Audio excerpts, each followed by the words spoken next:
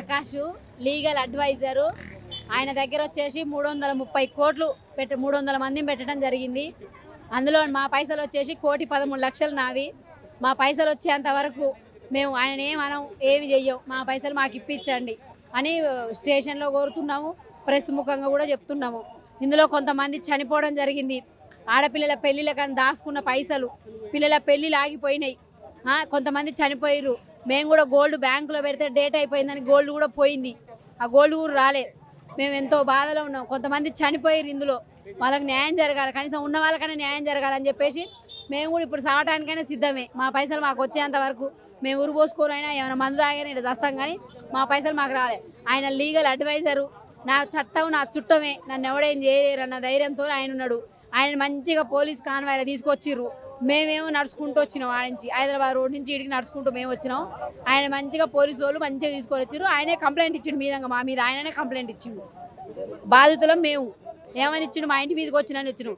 మేము మా డబ్బులు ఉన్నాయి కాబట్టి మేము ఇంటి మీద పోయినాం. మేము ఎందుకు పోతాం మా ఇంటి మీదకి? మాకేం అవసరం అండి? మాకేం అవసరం వాళ్ళ ఇంటి మీద పోవడానికి? దేనికోసం పెట్టినామంటే ఫ్లాట్లు రిజిస్ట్రేషన్ చేపిస్తా అంటే ఒకరొకరం 10 లక్షలు 20 లక్షలు కోటి రూపాయలు అట్లా పెట్టినాం. మొత్తం 330 కోట్లు 300 మందిని పెట్టినాం. ఎక్కడెక్కడంటే జోగిపేట, నారాయణఖేడ్, లింగోటం, పెదకాపర్తి ఈ 4 ప్లేసుల్లో జాగాలు ఉన్నాయని చెప్పి అగోగోగో అదే మన ఫ్లాట్ అని చెప్పి పెట్టినాం. ఇందులో ఒక అతను దుగ్గ్యాల శ్రీనివాస్ అని ఆయన అన్న 5 రోజుల నుంచి లేడు, కనబడతలేడు. ఇంకా ఆయన చంపేసిండో ఏమో కూడా తెలియదు. ఆ అన్న కనబడతలేడు. ఆ అన్న బిడ్డ హెల్త్ బాగాలేక గవర్నమెంట్ హాస్పిటల్ చూపిస్తుండు. ఆయన బిడ్డ హెల్త్ బాగాలేక ఆయన పరిస్థితి అంత ఘోరంగా ఉంది. ఆర్టీసీ రిటైర్డ్ అయినాక నా కాడికి వచ్చారు. ఇట్లా మా ఆర్టీసీలు కూడా కట్టారు. వాళ్ళ ద్వారా ఈ రాపోల్ ప్రకాష్ వచ్చిండు. మీకు 3 రూపాయలు వడ్డీ 4 రూపాయలు వడ్డీలు ఇస్తాం, మా కాడ కట్టండి, మళ్ళీ మీ డబ్బులు మీకే ఇచ్చేస్తాం, మీకు సెక్యూరిటీగా ల్యాండ్ పెడతాం 2 గుంటల జాగా, గోల్డ్ స్కీమ్ అని ఒకటి పెట్టారు, దానికి కూడా ఇంట్రెస్ట్ ఇస్తామని 25 లక్షలు కట్టించుకొని ఒక 2 నెలలు 3 నెలలు మాత్రమే వేసారు. 1,03 రూపాయలు చొప్పున. తర్వాత వేయలేదు. మొన్న ఈ మధ్య 3 నెలల క్రితం మా అమ్మగారు చనిపోతే డబ్బులు ఒక 5 లక్షలు నేను వచ్చే కాదు మీ కాడనే కట్టినా, ఏమన్నా కూడా ఫోన్ ఎత్తలేదు, ఏది లేదు. వాయిస్ కార్డు కూడా పెట్టినా రాపోల్ ప్రకాష్కి. కనీసం ఏదైనా లేదు.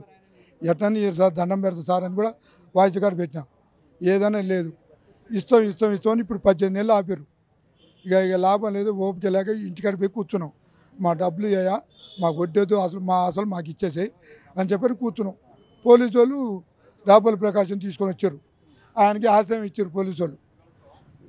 ఏమనంటే యూడబ్ల్యూలో కేసు ఆయనే పెట్టించుకుని, యూడబ్ల్యూలో కూడా ఆయన మనిషితోటి ఆయన పెట్టించుకొని కేసు అయితే వీళ్ళందరూ ఎవరు రాకుండా ఉంటారని. ఆయన క్రిమినల్ మైండ్, ఆయన లాయరు. రాపోల్ ప్రకాష్ అంటే ఆయన లాయరు, ఆయన క్రిమినల్ మైండ్. 330 కోట్ల రూపాయలు స్కామ్ చేసిండు ఈయన. మామూలుగా ఇప్పటికి 4 కంపెనీలు అయిపోయినాయి, ఇది 5వ కంపెనీ అంట. మాకు తెలియదు సార్.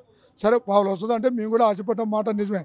మేము ఇప్పుడు మాకు ఏమంటున్నాం, 2 సంవత్సరాలు నీ దగ్గర పెట్టుకొని మీ ఇచ్చిన రూపాయి మాకు అని దండం పెడుతున్నాం. ఆయన కొట్టం తిట్టం, మా రూపాయి మాకేమని అడుగుతున్నాం. Local to global news at your finger tips. మీ చేతిలో ఒక ఆయుధం. డౌన్లోడ్ రా TV app. Media legend Ravi Prakash is back.